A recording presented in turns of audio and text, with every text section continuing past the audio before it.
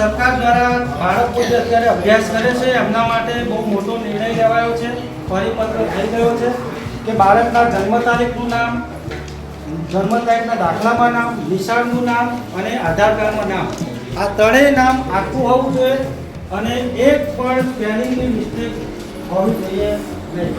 કારણ કે સરકારે, આખી ભારત સરકારે આખા દેશ માટે બહુ મોટું ડિસિઝન લીધું છે કે હવે બાળક જે શાળામાં ભણે છે એની હાજરી, એનું રિઝલ્ટ, એની માર્કશીટ અથવા તો અભ્યાસને લગતી કોઈ પણ બાબત હવે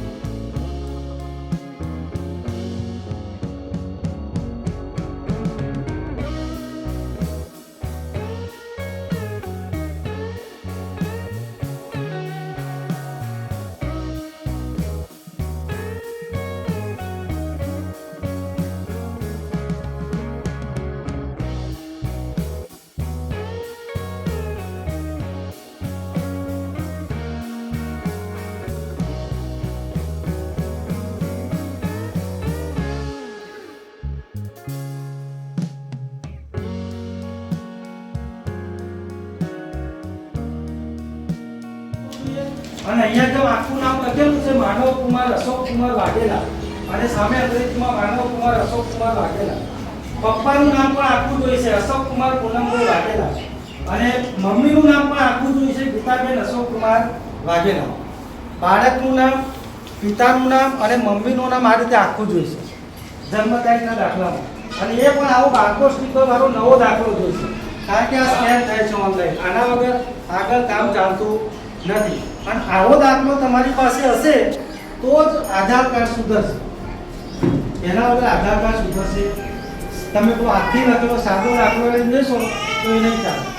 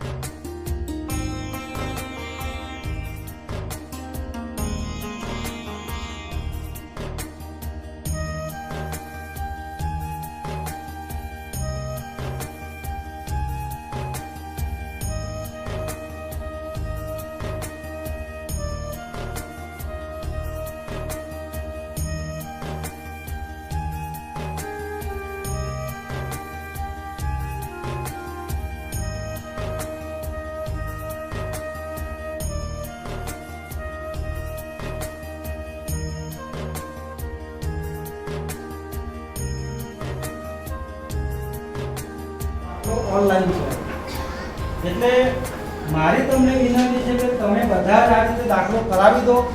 એ થશે તો આધાર કાર્ડ સુધરશે. અને એ થશે તો બાળકનું અપાર આઈડી બનશે. આ બધું ઓનલાઈન કામ છે, આગળ વધશે. બરાબર? એટલે તમને જો તકલીફ પડતી હોય તો મને કહો. બરાબર કે સાહેબ આવું છે ને આ ગામમાં છે ને તમે કંઈક કોન્ટેક્ટ કરી આપો તો આપણે વાયા કંઈક કોન્ટેક્ટ કરીશું. નહીં કરીએ એમ નહીં, મારાથી થાય એટલી મદદ કરીશ. કારણ કે ધક્કા ખવડાવે છે નો ડાઉટ સરકારી કામમાં, પણ આપણે કરવું તો પડશે. બરાબર? એટલે રસ લઈને જરાક આટલું કરવાનું છે.